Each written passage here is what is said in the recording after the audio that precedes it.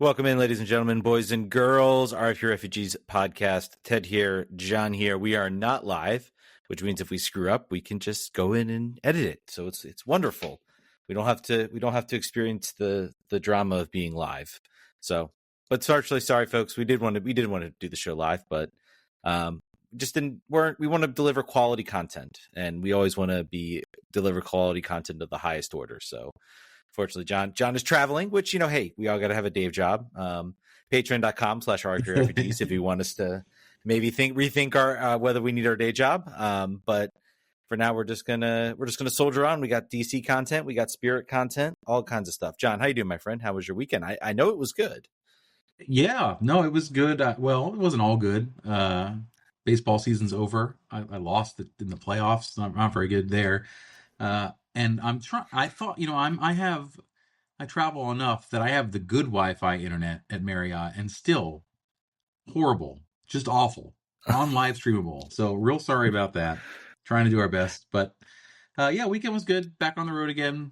It's been a little bit. I think I had like 5 weeks off, and yeah, doing my thing. What about you, Ted? I spent the weekend in Charlotte, North Carolina. That's right. Went to see DC play in Charlotte. We tried to get an Instagram Live. Couldn't get it to work. Instagram Live won't do it through my headphones, so I literally had no way to hear John at all. I didn't even know he was on the live until he was like, "I'm here." I'm like, "Oh." I was like, "Yeah, I have to like hold this up. This is not going to be good. We'll bag it." So technology is not our friend this weekend. It is not been our friend this weekend. Neither is DC, which we'll get into in a minute. But yeah, I had a good time. I got to see an uncle I haven't seen really since my wedding, which was fun, and had a good time with him. And of course, my dad, and we're planning next year's trip. So Stay tuned to RFK Refugees to see what next year's trip's going to be. So yeah, the trip was good. The experience was interesting. I before we get into the game, I do, maybe I'm gonna anger the wrath of 1,000 Charlotte. First of all, the crowd, Charlotte fans, everybody, fantastic. Everything that the team is trying to do pregame, during the match, after the match, I don't know, man. It needs some work. So I walk in. So they have a pre-match intro, and it's like this medieval theme as I'm seeing this graphic go across. They have a knight come out and light.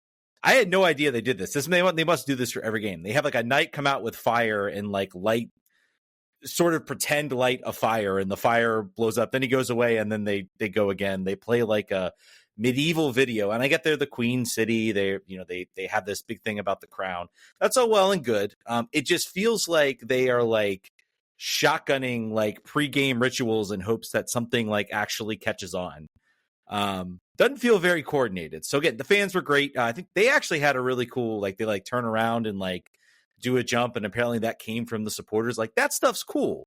That stuff feels organic. It feels natural. The rest of the pregame just felt kind of like forced, was kind of the way I guess I would describe it. So I don't know. Some constructive criticism, Charlotte. Don't take offense to it. They should instead throw foam crates of tea onto the field. That's what they should do instead. Yes. Serminti is awesome. Serminti is an awesome and objectively good mascot. The giveaway they had was good with the t-shirt. The stadium is the stadium, but overall, there's a lot of people out there. Fantastic. Really, no one.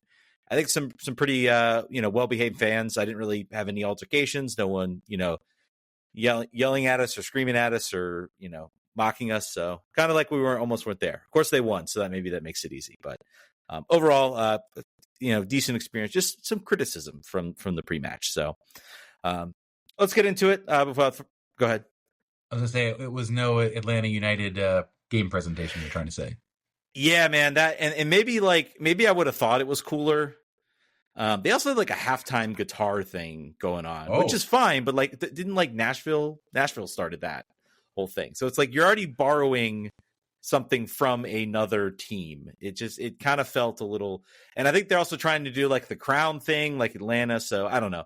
I just feel like if they kind of let it happen naturally, Atlanta stuff was kind of all still linked to the fans, and that's what made it cool. The golden spike, everybody signs, the fans sign it in the beginning. Yep. They nail and it all feels very, very good. So, all All right, let's get into it. Let's no further delay. Let's talk about the team that actually did beat us and is currently having, we can say, a better season than DC United right now, and that's Charlotte FC.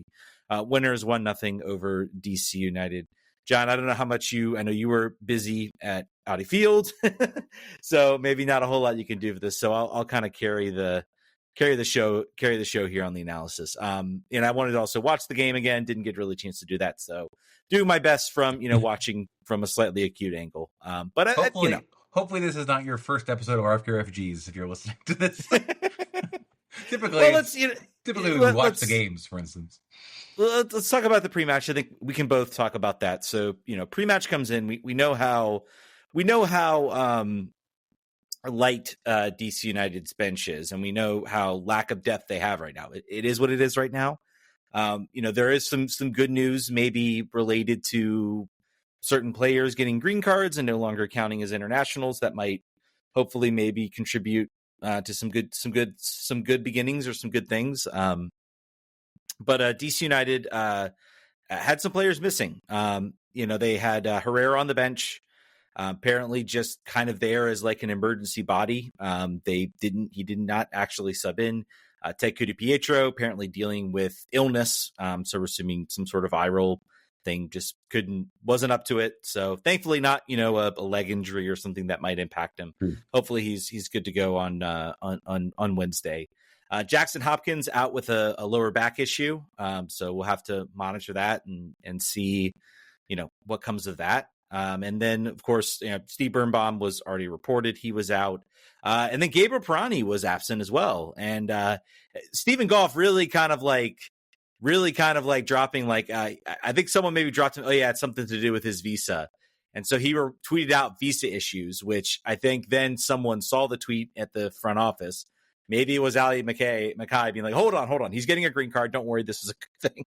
Because visa issues and getting a green card, completely different things. So, yes, Gabriel Pirani apparently going back to Brazil, going to get his visa taken care of and apparently come back with a green card, which means he no longer counts as international. We'll talk about the implications of that, after we get to the game.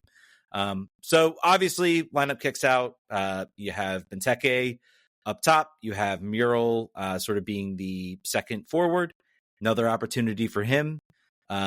It pushed Matty Petzola into the defensive midfield, and you had Matej Akimboni, Garrison Tubbs, and Lucas Bartlett being as the three-line center back pairing. And then, of course, I think they kind of had either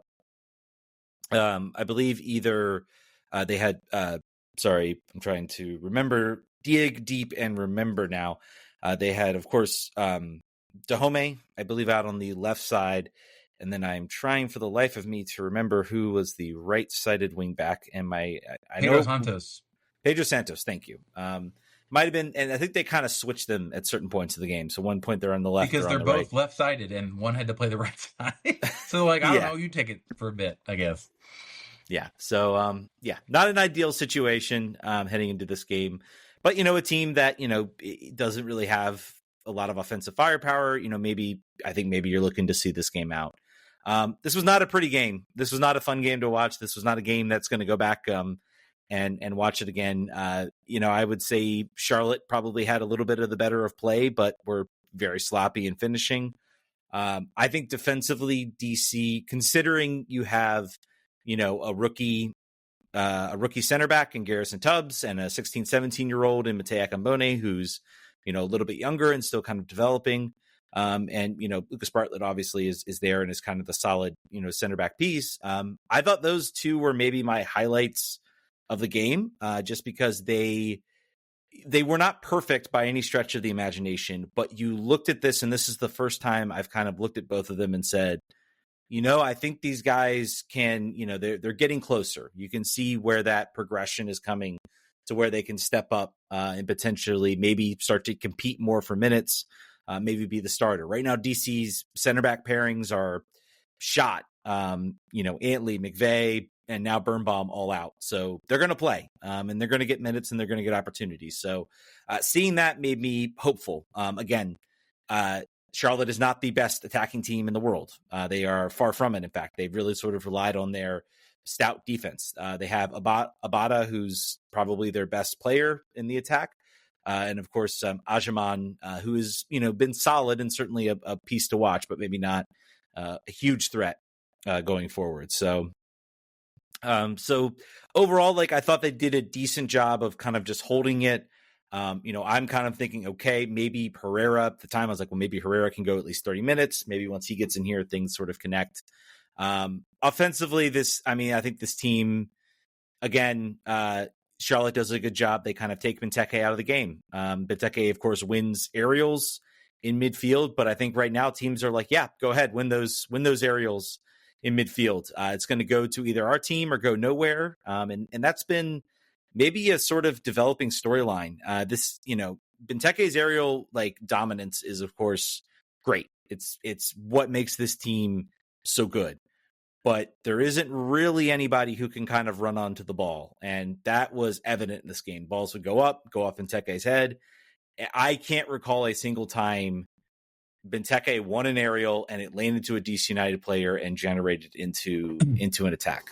This is kind of what I was talking about last week, where I said there's an argument to be made that the illusion that the progress is a bit of an illusion when you're still relying so much on one player and not developing alternative methods of attacking. You leave yourself to situations where A, tactically it won't work, and then B, you've got no plan for if he leaves or gets hurt. On a player with an option, certainly you can exercise it if he wants to stay, et cetera, et cetera. But that's sort of the thing I look at when I think about, well, we've come so far this year, everything's different, where this is a rebuild year. There's certainly an argument that that's true. I think there's also an argument that says, until you develop an alternative offensive style that's functional, you're not making as much progress as you think, because it's all of your offense is tied into this one player who can have a bad game, who could get hurt, who could not come back next year, and then you are up the creek in every way. Yeah, I think this team, they desperately need an elite attacking midfield option. They need somebody to link the ball. Yeah, a Lucho, exactly. Gabriel Pirani is maybe supposed to be that guy this year, and now he's going to be, his real service now is that he's going to have a green card, which helps DC in other ways in terms of roster building. It might be the most impactful thing a number 10 has done for DC in a while, and we'll get into that in a minute. It's certainly the best thing Pirani's done as a DC United player. Yeah, yeah. He scored some goals. We'll still the best. Still the best. Okay, fair. But yeah, I mean, it just feels like, the team did, and there were moments the team, got the ball, was able to maybe hold some possession, pass it around. And that's really been where this team has been able to be effective, when they've been able to kind of break teams down, through some of that passing, and sort of allow, win the ball from Benteke directly. And then you kind of can pass it around. He can sort of shift into the box, find the space, find the opportunities. And get him in opportunities where he's 8 feet in front of goal. And that has come from, we talk about when this team has been most successful. It's come from, a combination of Herrera and Stroud kind of being on that right side. They can overload that right side. Herrera's not there. Instead, you're stuck with Pedro Santos, who's like cratering as far as I'm concerned, as far as effectiveness. He is just, he is a bit player. Honestly, if Schnegg comes in and you give Pedro Santos like maybe a couple weeks off where he can maybe recover a little bit, maybe then he can be a more effective player kind of in short bursts. But right now, as a 90-minute player, I mean, it's rough. Dahomey is not, and I really think that's where the lack of effectiveness comes in. Is, Herrera's great, but you don't have a complement to that on the left side that can kind of stretch those defenses. And in this game, they had it no places. So. Not good. That's you don't like that when you have no attacking vectors at all towards your only threat. Other positives, I thought Petzola looked a little better, kind of being in his natural position. I think this might be a case where, I've talked about him as the third center back and how it can work. I think he, could maybe develop into that, but maybe with the way MLS is as a physical league, maybe it just can't work. Or you need like two very elite center backs that can, cover the ground, and I just don't think you're going to get that with either a combination of Garrison Tubbs Lucas Bartlett, as good as Lucas Bartlett has been this year, of Garrison Tubbs, Lucas Bartlett, or Matej Akimboni. Matej might develop into that player. He's not there yet. So I think the future right now for this team, if they want to be first 11, is I think you have to do Tubbs, Akimboni and Bartlett, and kind of see how that goes, and play Matej in sort of the center defensive midfield position. I will say I think this team, especially in the middle, missed Jackson Hopkins a little bit. His role as kind of a shuttler and kind of being able to sort of progress the ball out of the defense into the midfield. That is one part of his game that I think he's been pretty effective at. It hasn't been perfect. It's not elite level, but it certainly gives DC an ability to get the ball forward. And I think that's where this team has really struggled, is because really all they had was like long ball over the top to Benteke. They didn't have anybody, and I thought Petzela could be that guy. He was not in this game. He's still my heart, Ted, loving on Jackson Hopkins. I can't get enough of that. If we could find a better option and a more elite player at doing that right now, I would maybe take that over Jackson. But that could be said in many spots on this team right now at the moment. I'm trying to think when our show was last week, and I know we didn't do a Friday show. Do we have a chance to talk about Steve's undetermined future? We can certainly let me finish a little bit of the game. Sure. DC gives up the. This was kind of funky, right? This was sort of a conversation point. So to highlight, so I think I couldn't quite see, it was sort of on the far side of my field, but I kind of was following the chat a little bit. So the referee, there was a corner kick lined up. The key player looks like he's about ready to take the kick, or he's in the process of doing it. Referee blows the whistle, and issues a yellow card to a Charlotte player. They actually didn't even announce it at the stadium. Everybody thought the play was over. Everybody goes back and basically says, okay, we're done here. And I guess it would be a foul. And the referee sort of calls him back, says, no, retake the corner kick. And essentially on that next play, Charlotte scores. And, bad defensive marking. They don't pick up the runner.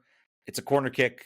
There's a million things you can kind of point to on that play. I don't know if it's worth really dissecting it too much. But anyway, referee, from what I've heard, from what I've seen, again, it's a loud stadium. I maybe couldn't hear the whistle. Looks like he got the call correct.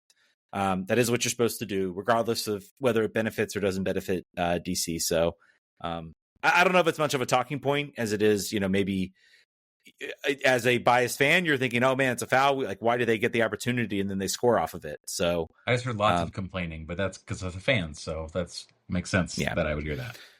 Yeah. But yeah, so the goal happens right at halftime. I think that was really bad because it really did look like, I don't know. It definitely felt like at that point that this was going to be a tough sell. My only hope was like, all right, maybe we get Ted in there. And I think this shows a sense of, you look at the subs that Troy brought in. He brought in everybody. He brought in Christian Fletcher. He brought in Ted Pietro. He went out and brought in, some of the more attacking subs, and it's been a troubling storyline, I think, for this team is, we see the depth and maybe there needs to be some organization. I don't know, but it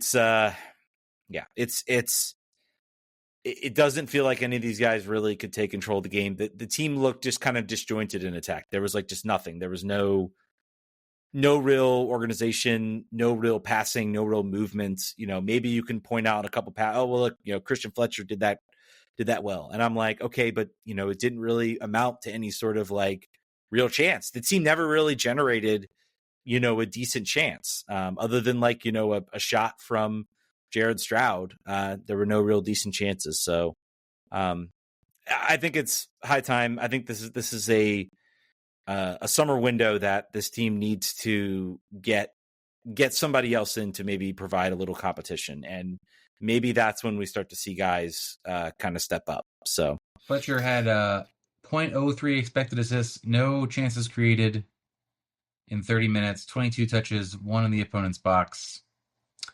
So not an impact appearance by him. It looks like that's the case for all of our subs here. 0.01 XA for Ted Kudibietro and Martin Rodriguez, 0.04. Yeah. He touched the ball the most out of all those players, but didn't really matter too much. Yeah, and I'm maybe getting off. I feel like Jacob Murrell had the bandwagon for a bit, and I'm kind of starting to get off it a little bit because 5.6 foot mob. I know you don't care for their ratings, but woof. And that to me, that's rating sums up his performance. He was just missed passes, not really being effective, and I'm gonna give a pass to Ted Pietro coming off illness, maybe not being 100% fit, 100%. Feeling 100%, and starting in a game, maybe he has a little bit more of an impact. But I mean, right now, I don't see any reason why Ted should be losing his job right now over Jacob Murrell, because at the very least, you see some attempts from Ted to find the game, find passes, find movement. So here are my favorite two stats on him: 0 for 5 on ground duels and 1 touch in the opposition box. Was that Murrell or that's Murrell? Yeah, it was not a strong performance from him, and that's an opportunity he could have used. Yep.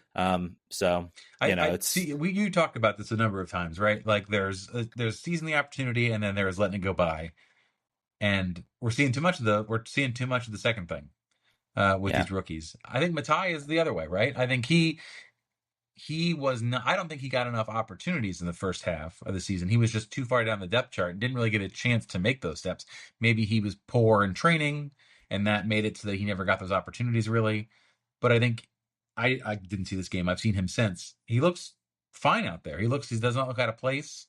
There are still things about his game that he needs to develop, but it's obvious he's 17. He's figuring it out. He's learning on the job. And as opposed to Kristen Fletcher, who came in with a lot of expectations and has scored a goal and then done nothing else. And it's not like we don't need forward either chance creation or goal scoring. We need both of those things, and he's not getting it done. So unfortunate. And you brought up we brought up this point also. I want to make sure Garrison Tubbs, I think as well, showed well in this game, and he showed well in a couple other appearances too. So he's a guy I'm looking out. He's a little bit on the older side, so maybe certainly maybe has a little more physical development than a Matej Akimboni. But I think those guys are maybe on my watch list as, I talked about young players that can seize the moment, and having either one of those guys, be successful and turn into, good to pretty good MLS defenders, really changes a lot of calculus with how the roster is going to be built and what the team feels like they might need to do. Let's get into that. Some of that calculus. Let's talk about. I was going to say one thing. I think if this season takes a nosedive here in June and July, before the window, and we're just not getting any points at all, I think you commit to Garrison Tubbs and Matai being in the starting lineup every game, and you just ride that out, and maybe cycle Bartlett and McVeigh when he comes back among the three. But those are players that we have no prospects in the back other than those two players. So they really need to, particularly if a season is a rebuild year loss season, and this one's not there yet, to be clear, but if it gets there, and it can easily get there in the course of a month and a half, if you're not getting any points, then that's at least something positive that can come from it, I think. We'll see. I think there is a calculus going on right now for this year from and kind of what I'm hearing about the press, how he's talking about certain injuries. It's kind of like, maybe we could have played him, but we're trying to maybe look. I think this team is full on. I think right now the directive either coming from McVeigh or coming from Troy, or the idea of Troy is, we're going to manage what we can out of the June, and then we're going to get through Leagues Cup. And then once Leagues Cup's over, then we're going to see where we are, and we're going to have hopefully some replacements come in or some players come in. Maybe we can get out of some contracts, and then we'll have a roster that can, put it together, compete. And if they don't, then, this has always kind of been, a sort of rebuild type project. There's a reason this roster looks the way they do. Yep. So, all right, let's talk about some of the calculus. Let's talk about Steve Birnbaum. His his injury picked up. There's apparently not a timetable that's been sort of put on his recovery. Troy kind of like saying, well, he aggravated it, but he doesn't need surgery. It's kind of re-injured, so we're kind of going to take it easy and take it on a timetable. At this point, I don't want to say he's done yet. I'm not going to go there yet, but got to start thinking that this is like a re-injury. He is paid. He is probably our highest paid defender. I think he is, without a question. Our highest now that paid Jazzy defender. has been cut, yeah, probably so. I think he's making about $800,000 a year. I think he's on that like level, and Yaz wasn't even making that, and so yeah, well, he's going to be a very well paid fourth center back when he comes back next year. Yeah, that's right. He's on a 2-year contract. Mm-hmm. I don't know. I think maybe there's a way as a team you can figure out a way to supplement that, or maybe push the contract into a coaching gig. I don't know. I don't know what the answer is there. I think this team, if Birnbaum is done, you have a massive, and it's no disrespect to Birnbaum if he thinks he can come back, but I think honestly, maybe I know we talked about the buyout for potentially for Martin Rodriguez. Maybe you look at this as a potential like buyout for Steve Birnbaum. I'm just laughing thinking about Jason Levy and with a checkbook just kind of on fire. He's just like, and Mackay is like outside his door with like a list of like a bunch of folders in a stack. Like, okay, I know you just talked to me about Mohamed, and I thank you so much for that. I have some other ideas. And he just lays some folders on the table like, here's an opportunity that you can think about. This is $800,000 this year and next year. We can get out of it today. Other option, we got another player here from Chile, has a team that wants him right away, but they don't want to take that contract on. We can just let him go. Well, interesting about Colo Colo is apparently he wants to go back, but Colo Colo are not too keen, or at least the fans want him back. Everybody wants him back except the like people that actually matter, basically. Where did this come out? I think he had a I think it was either an interview, or I think he was Twitch streaming, and they were asked about him returning to Colo Colo, and he's like, put some pressure on the club president to bring me back, because apparently embarrassing. He has been. Well, been posting, you know what? He's been posting about it all year, as though he were coming back already. He was making it sound like clearly his agent was like, "Listen, if we it's like the Costanza. If you just show up to work, they're gonna think you work there. So we'll just show up. We'll just show up in the fall." Yeah, I think it's an issue. He's going to want to be paid. He knows the fans want him. He's going to want to be paid probably at least his contract is, and I don't think anybody's going to at Colo Colo wants to pay him that. So he's here. I've kind of just been like, you know what? If we don't buy him out, he's gone next year. Yeah, at a certain point, maybe it's going to be like, well, it doesn't really matter at this point. And he's a body, and he's been available, which you cannot say for everybody. And we'll get into a little bit maybe why it won't. Maybe it won't matter. But first, let's close. I think maybe close the book on Birn-Bummed. Do you think you could convince? Do you think he'd be worthwhile if you convinced to say, look, here, we're still going to pay you out your contract. We're going to give you We're going to take this contract and we're going to pay it out, but you're going to be an assistant coach, have a job. You can become. We can, pay you basically what you make, but you'll be an assistant coach on this team, and you'll pay out the rest. You'll serve out the rest of that contract on that, and then we'll see where it goes from here. I don't know that MLS rules allow that kind of thing. Like, it's very do they?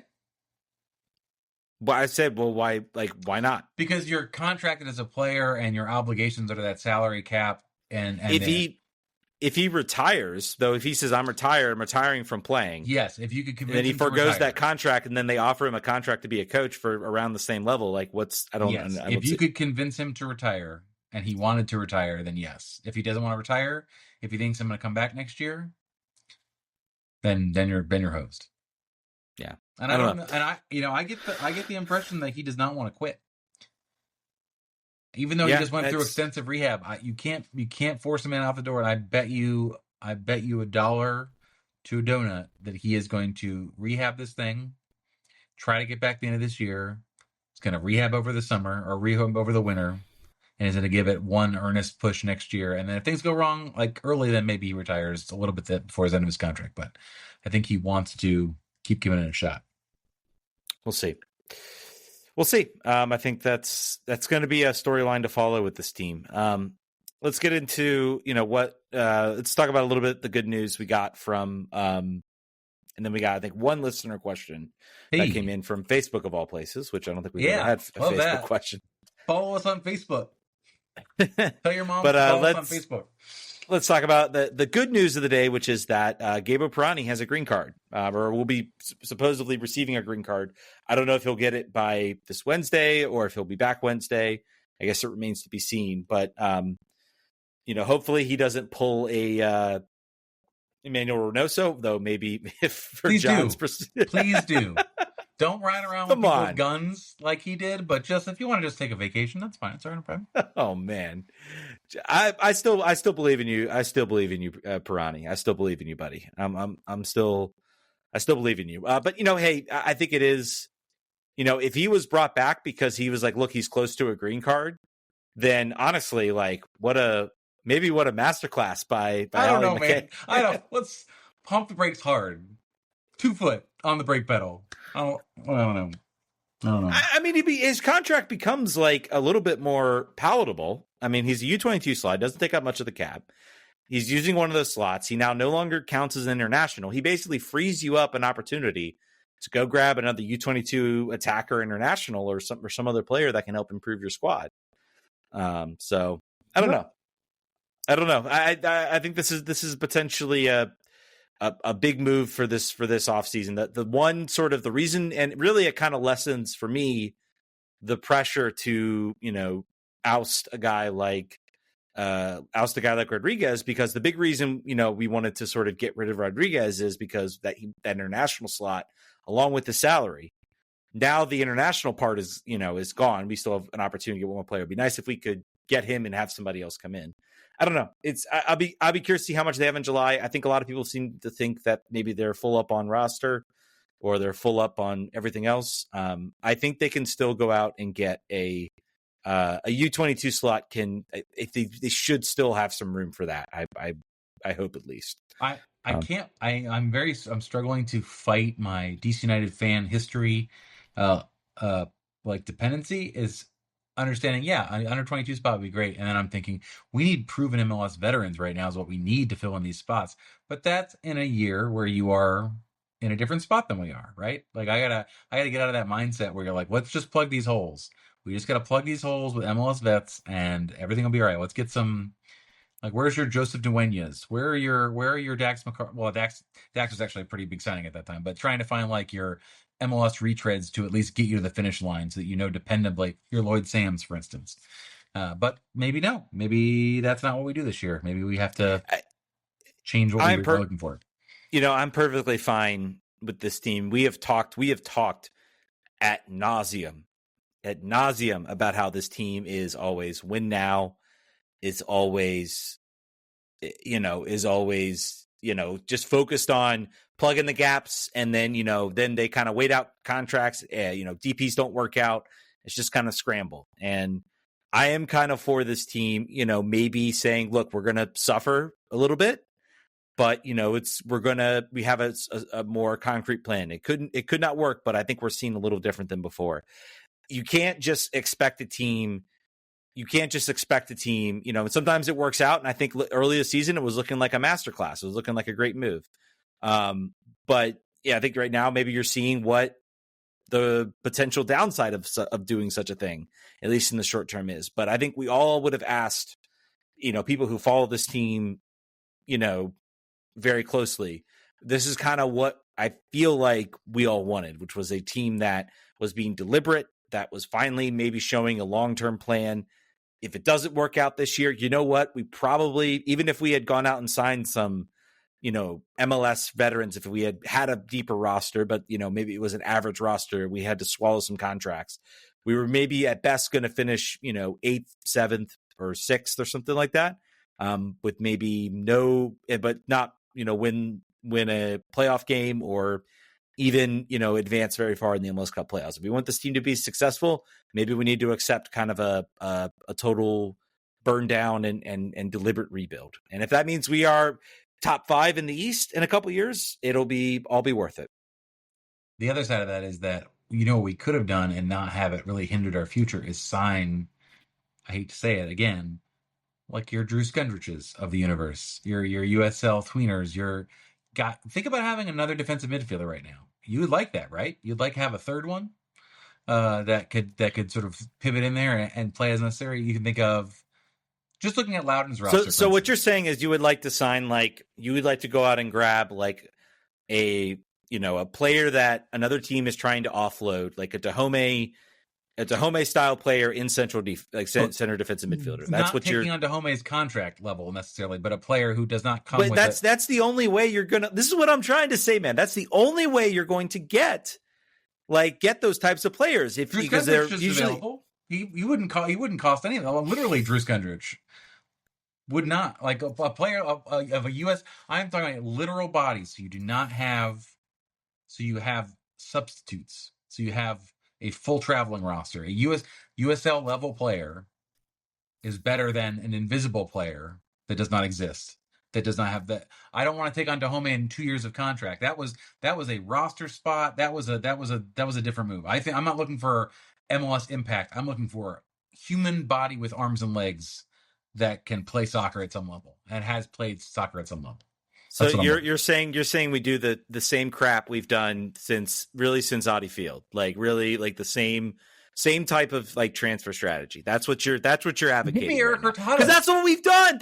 We've done. I'm getting this is the first time I've gotten extremely frustrated at you, John. That is what we have done. That is what we have done for years, and it has brought us zero results. They are at least doing something different with this roster. Yeah, they're strapping. I'm sorry if I blew out your. They're strapping their arms behind their back and going into games with 2 goalkeepers every match as among your available subs. If we have a forward go down, what are we going to do?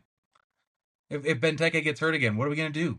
So John is officially okay with this team finishing 8th or 9th in the East and maybe 10th or. I am not okay with this team not having a full roster complement. That's what I'm not okay with. Yeah. Okay. We're gonna pause that. I you know what I get what you're saying. I see what you're saying. I'm at least happy with something. If we're here next year, I've said if we're here next year like this, absolutely. Like McCabe should be run out on a freaking spike, and I think Troy would probably join us in that regard. But for right now, this team has some bad contracts they've had to like dig themselves out under. That's not something you can necessarily do overnight. And you can go out and sign a Drew Skundrich. You can go out and sign those types of players, but you're not going to get yourself any closer, and you're going to potentially hinder an opportunity to maybe say, we'll be a little light, but we have a cap space to bring in a player. And then once we're smooth out a lot of that dead weight, then we have the room function to actually build something good and very good, potentially very good in 2025. So I don't know. I think there's a lot of MLS roster-ness behind the scenes, and I think we'll see what this July.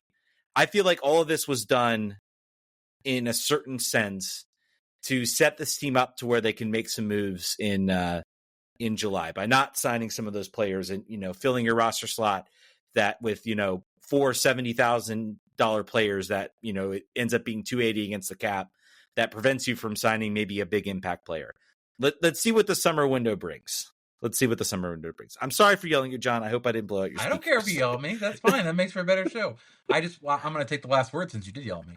I am not referring to your Juan Chopes that you're bringing in at $450,000 that are keeping young players off the field, which is the biggest problem. So there's 2 problems with bringing in MLS retreads. One, contract that extends beyond a year that allows you, that gets in the way of other signings that you want to make. And then 2, blocks players that need to get minutes. The blocking thing is clearly not happening. I think that these players are getting all the opportunities that they should be. They're not earning any more of them. Christian Fletcher has not earned more minutes. Jacob Murrell has been given more minutes, but he had 2 or 3 good appearances, and now and that's why he gets a start like this. But I don't think that if you are signing a player, and also too, like if in this summer the options were sign 2 players that have a more promising future, that are committed dollars beyond this year that we're making an investment in, or sign 4 players in positions of need that have contracts that expire at the end of this year, and that's it. Then I think you have a better argument to say it's worth being shorthanded because we've got to look forward. If they don't do either, if they don't do those things because they say we don't have the room or whatever, then we're just kind of up shit creek without a paddle for the rest of this year, and we've just got to struggle through and have these embarrassing situations where we've got 4 people on the traveling roster. Rob Usry had like a Twitter thing. He's like, I can't believe we have 2 goalkeepers on our bench. I'm like, buddy, stop copying us. This is all we do. We have multiple goalkeepers and illegal substitutions. Get with the times. Easton has been here. Anyway, I think we'll see in July what the we don't know what the cap is. We don't know what players they want to target. We know what positions they need. It's visible. David Schneider obviously will solve one of the most low hanging fruit of these, but there are other very obvious needs, and we get to see what they do with it. Yeah, I agree. I agree. I think this is. I think I'm going to guess I will be proven right when we look at what they're able to bring in the summer window. At least I hope I'm right. So, all right.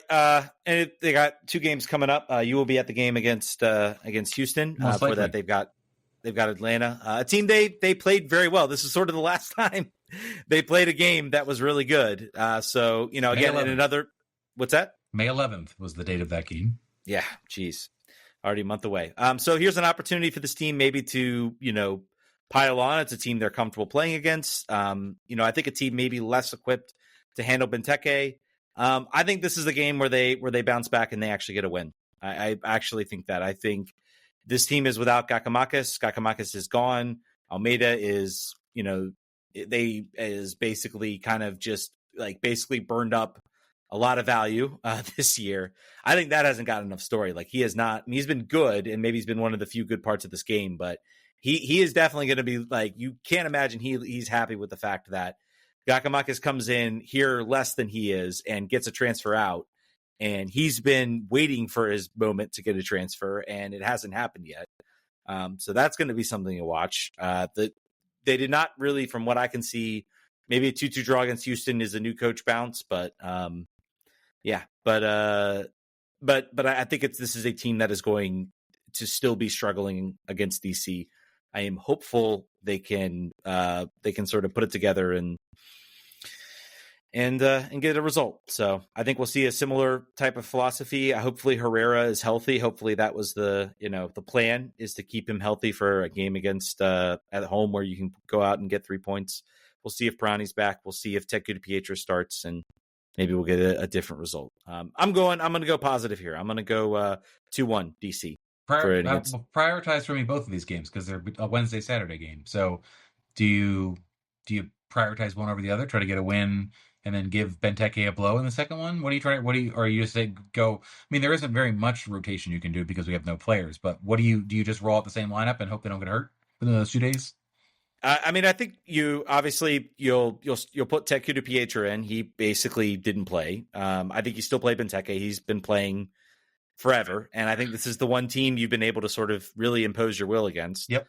I'm hopeful, like the resting of Herrera, that he's back and good to go. His foot issue is maybe cleared up, and he can go out there and play. And then, I think you prioritize this game against Atlanta. You need some sort of momentum. I think you need an ability to bounce back. And this is a team that you have played well against and beaten. It's probably been your best game of the year. So I think you have to prioritize this game. And it's also an in-conference opponent, which, those do matter more in the large stretch of things than some of your than a game against a non conference opponent. So Houston's got 1 win in 5. They've got a bunch of draws. They're pretty much unbeaten. So they're formidable, like no doubt. It'll be interesting. I would have preferred to give Ben a match, and hopefully that's what they're able to do. Play both of those games, but yeah, we'll see. I am. How many points between the 2 games you think? 4. I'll go 4-2. Yeah, I think they can beat Atlanta, and I think they get a draw against Houston. 3-week third match, they have to travel. DC doesn't, at least, so I think that benefits them. The weird part about this year and the way things are set up is that they could also get no points. That's I could see that. Oh, it's very possible. Yeah, very, very possible happening. But the weird part is like there's no recourse for like a serious fan could not do anything. Like they wouldn't be like, well, we need to do X, Y, or Z. It's like you just gotta take it. You just gotta take it on the chin until July, and then and then see where you're at. We got another couple weeks. Is it July when the window opens up? Yes. Okay. Well, all right. It's not July that much longer. 18th, I think, is when. So it's like right before Leagues Cup. So all right. So we've got 3 more games to get through before David Schnegg can at least arrive. Well, he can't even train with the team until the 1st, right? That's when transfer certificates can be processed, right? Probably. Possibly, I'm not sure. I think he can't arrive until maybe he can train. I'm not sure because I know in NWSL, Esme Morgan is coming and she's able to train for a month before she can play, which is actually kind of great. But I don't know if the same thing applies here. So you got for the rest of this month is Atlanta, Houston, Red Bull again. Good Lord, don't want to play Red Bull again, and then Cincinnati on the 3rd of July. So I think you're not going to get any relief until after Cincinnati probably. Hopefully I'm sure there's lots of irons in the fire. So DC United fans, just hold on. Yeah. The next 2-3 weeks could be pretty bad, but maybe they'll be good. 4 points from 2 would give you a little bit of hope, I think. I'm hopeful from a transfer perspective it'll be good. Yeah, me too. All right, let's get to the fun. Let's get to the fun game. Let's talk Washington Spirit. Washington Spirit 1-1 draw against San Diego Wave at a sold out Audi Field, and it felt extremely loud. Yes, John, you were there, my friend. I was. Give us the rundown. Give us thoughts. I've talked enough. Now's your turn. Yeah. Yep, it was sold out, and it was. You could definitely tell the experience to get into the stadium, the experience to get concessions, the experience to do anything was different with a full house. The very, very loud. From a lineup perspective, we knew that Andy was on the questionable list. And I think we said on the show that if that were to happen, Paige would probably slide in the midfield, and that's what happened. Courtney Brown also starting, and did not do well. We'll get to that, I guess. But Courtney Brown starting, coming in for what I guess is typically Ashley Hatch's position. And then, the Wave lined up. Alex Morgan only returned very briefly from injury. This was, I think, her 2nd game back. Maria Sanchez, who has not really found her feet yet, coming from Houston. I would say she kind of found her feet a little bit in this game. This is a lineup. I was kind of impressed by this lineup. I don't follow the Wave as closely as I should. I think maybe West Coast teams get a little short shrift from me because I'm not up usually watching 10 o'clock games because I am old. But their roster, if you look at this roster, Alex Morgan, Maria Sanchez, Jaden Shaw, Claire McCaskill, Danielle Colaprico, Dal Kemper, Gurma, Sheridan. These are like that spine is like spirit-like. That is a impressive roster that they put together. Not a lot of, got Michelle Doniak on the bench. There's also, I'm trying to remember her name. She's in the national team pool. She came over from Orlando. She's very, very tall. I can't remember her name right now. Anyway, they're a good club. And that's something. This was always going to be a really big challenge. They've only played twice so far, and they have been goal scoring fests, both of them. So it was really a question like what was going to happen here in this game. The absence of Andy Sullivan immediately was evident. They were unable to control the ball at any point. It was very much the Trinity Rodman run real fast and get past their outside back and hope for an opportunity. That was the playbook for most of the game. That was kind of all that they could do, and they certainly did it. Things I want to call it. Yeah, Courtney Brown did not look good in that position at all. She had the least touches. She actually played 90 minutes, but she was mostly anonymous. She had 34 touches through 90 minutes, which is crazy. I think if you just put anybody out there like that, you'd be hard pressed to not have the ball find you that often. So she just was a real, only passed the ball 21 times, 3 times into the opposing. So not great for the mayor. I struggle to think why Brittany Radcliffe would not a better starting chance than Courtney Brown, but they wanted to run it back. I think she had just played against Utah. She's from Utah, and I think had just played in that game against the Royals. But yeah, Paige Mateer, I want to talk about her for a minute. So, arguably in the conversation for Rookie of the Year last year, undrafted player, favorite of Mark Parsons. The way that they set up to play, she was integral. She never looked overmatched. She looked very calm on the ball. She made decisions very quickly. It was just perfect setup for her play style. This year, she has not looked good at all. She's never looked comfortable in this sort of setup. She has come in often as an injury substitute. One of the games that she played was a road game, which was one of the worst matches of the year. I'm trying to remember what it was. Might have been Chicago Red Stars when they lost 4-2. Might have been that game. Either way, it's not good. I think that she would not. We haven't had an opportunity to speak to her this year, but I would say that she would not be pleased with the way things are going so far this season. She has to. I don't know if it's a system situation. I don't know if it's just not playing enough to have confidence. But when she had the ball under pressure, she made the right decision 2 out of 3 times.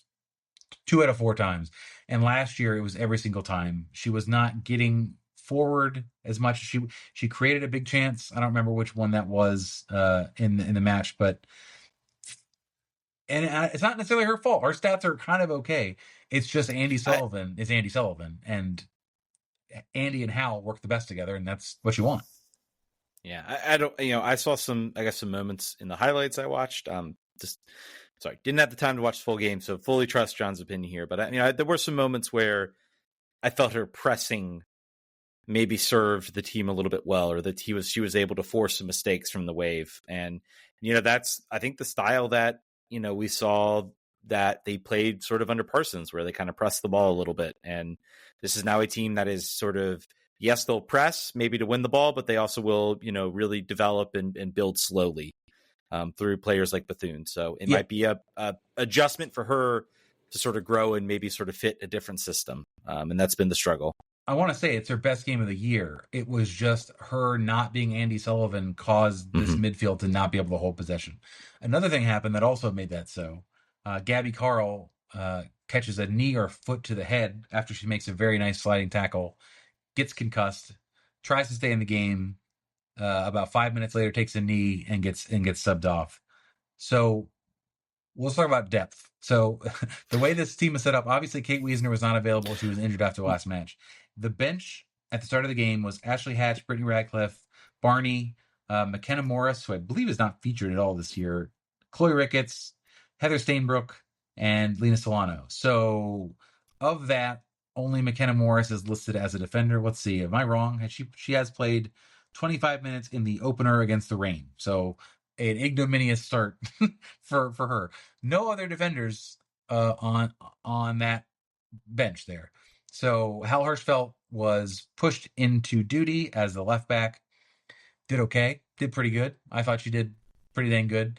Certainly not like, it's not like where she's best. Obviously, she looked like she is much more moving on instinct in the midfield because it's naturally she's played there in college. She got pushed into duty there a couple times so far this season, but this was her first 45, 60-minute opportunity. And hilariously, in the first minute after halftime, she gets a yellow card because she just kind of got okied as a left back. Like, just, she could not handle it. And that's totally understandable. But the depth here is legit. It's still something to think about when you're one injury away from having no defenders that you can put in. Not ideal. So hopefully, SB Morgan, but I guess we'll save it. No, I won't. I'll do it right now. SB Morgan announced, signed 4-year contract, longest contract ever given to a Spirit player. She'll come in July and play in August. She plays center back, she plays left back, she plays right back. So that's going to help you right there. You're going to have a little bit more flexibility. Other things to really focus on here. Aubrey Kingsbury she had 2 saves. I think both of them inside the box. Both of them were game savers. Goals that could have happened here. Croix hit the post in the first half. There weren't a lot of opportunities in the first half. It was looking pretty dire. At the end of the game, the stats piled up much more in the Spirit's favor. But the Wave held the ball. They did pretty well. I'm trying to think of other things there other than the talk about the goal.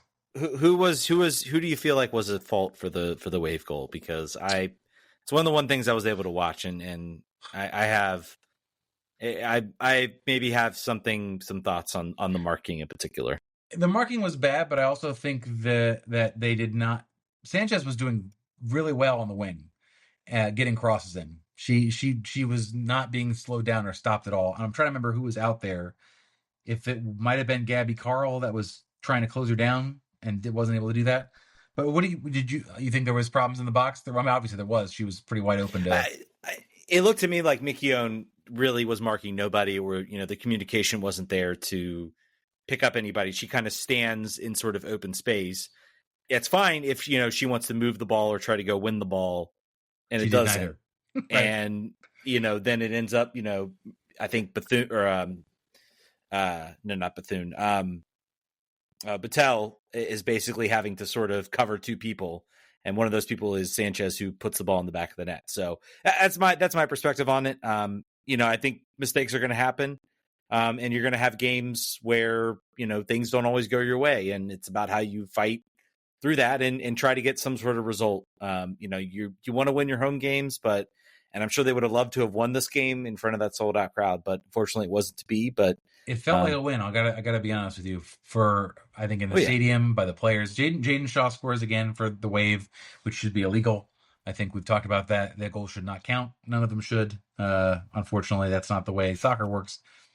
Other players I want to call out. Trinity Rodman once again. She was hacked. The hack-a-shack was in play for Rodman, which is not new for her career. This is, I think, maybe her first yellow card for dissent.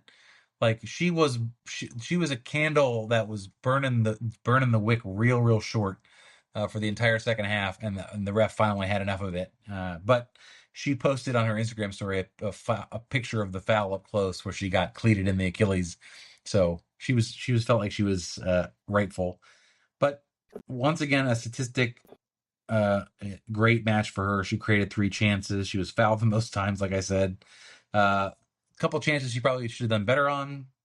But tried to dribble a lot, didn't work out. 7 out of 15 on the ground duels, 2 out of 2 in the aerials. So she is again a player that works on both sides. But we'll talk about the thing that matters most in the 94th minute. Casey Kruger plays a long ball over the top. It's headed away, but is not headed all the way out. It falls to Croix. Croix runs near post and beats Sheridan to the near post, scores, celebrates. 95th minute. Players go wild. Ule Sarr runs all the way from the sideline. And I think we talked about this. I don't know if we said it on Twitter. Like, that was the loudest I have ever heard an Audi. And I don't know if it's the press box different than maybe being in the stands, but it hurt my ears. My watch went off. It was like that loud, saying like, you might have sustained hearing loss if it stays this volume. And I think other than the De Leon goal and maybe the Rooney Lucha goal, I've not heard anything be that loud there. So amazing. Once again, Croix is obvious to me as a for sure rookie of the year, but should definitely get MVP votes. She's just her preternaturally gifted for the moment, and not getting sort of overwhelmed by the situations. She's just something. It's awesome to see. Casey Kruger, great match for her too. It is. It is. And, I think it's good to see this team kind of pushing forward and, getting a result when maybe it looked like they weren't going to walk away with anything. And that can sometimes be, in some cases a little more important than, not getting a win, maybe a comfortable win. You kind of learn about who you are as a team. So I think that's certainly something. It's early yet to be scoreboard watching, but also Kansas City Current and Orlando Pride also tied this weekend. So no changes to the table. You're still sort of where we're at. Spirit do not play. It doesn't get a lot easier for the Spirit. Gotham come to town. Nope, they go to New York or New Jersey in 6 days after Gotham just beat Racing Louisville away. I think it was away 2-0. So yeah, it was away. So oh wow. So the Gotham is undefeated in 5, won 4 in a row. Spirit are undefeated in 5, and the draw just happened. So they had previously won 4 in a row. So another clash of the Titans, a game you're really going to want to see how that one goes. It's a 1:30 start up in Harrison, New Jersey next weekend. Yeah, and a 6-point swing. If the Spirit can pull off a victory, they move 7 points clear of Gotham. Gotham have a game in hand, but that keeps them kind of, at bay, where they can't really catch the Spirit. They can kind of, further sort of solidify that kind of top three, and kind of push away from maybe the pack down below. They, lose this game, and then they kind of slip back into, where it's sort of a 4-way race, maybe for that top spot instead of a 3-way race. So big match. I think a big match coming up this week, and we're getting close to Olympic time. And I think they're actually taking kind of a break, but I think there will still be some matches maybe while players are called in. So all right, I think that's going to do it. We did have a listener question, which dealing with DC United. I'll leave it up to you, Jen. You want to do it? Okay. So it says, "Good morning, gentlemen. I don't know who it's from, and I can't log into Facebook right now. So maybe you can help. You didn't post who it was. I'll look it up. Okay. Well, it says, "Good morning, gentlemen. Tough match last night. Announcer said we've only had a full squad for one match so far this season. It was incredible and leaves a new question. Hernan Losada complained about the hardness of practice pitches. Could have anything to do with the above average injuries we've seen this year and a year out." It was Todd Dodge, by the way. Yeah, Todd Dodge. I don't know. I don't know. I feel like the complaining about the hard pitches was right when the training facility was built, right? He's not the only coach to complain about that. I don't know about publicly, but there have been other coaches that have complained about that I've heard about. So they might be hard. I don't think you could draw a straight line. I think we've seen injuries in matches too, rather than in training. I don't think we've seen a huge number of training injuries. I think it's just there's a bias you get from paying attention to one team, is that you feel like you get the most injuries. And there are teams that are going through exactly the same situation that we just don't know about. We don't pay close attention to. So I don't think so. But certainly, I think that the training facility leaves some things to be desired. It needed to exist, so it exists. But it's always room for improvement, always ways to make it better. And I think the pitches are maybe one area still to look at. I don't know. Yeah, I don't know. I think it's certainly an interesting question. I'd be curious to get Troy Lessane's take on the pitches and what he thinks and how that's if that's contributing Troy's a to anything. Man. Troy's no Hernan Losada. He'll be like, they're great. I love them.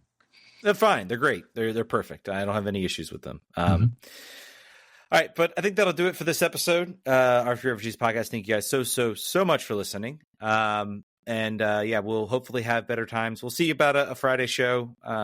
Maybe, I don't know when John gets back, or I'll be back. We can do it.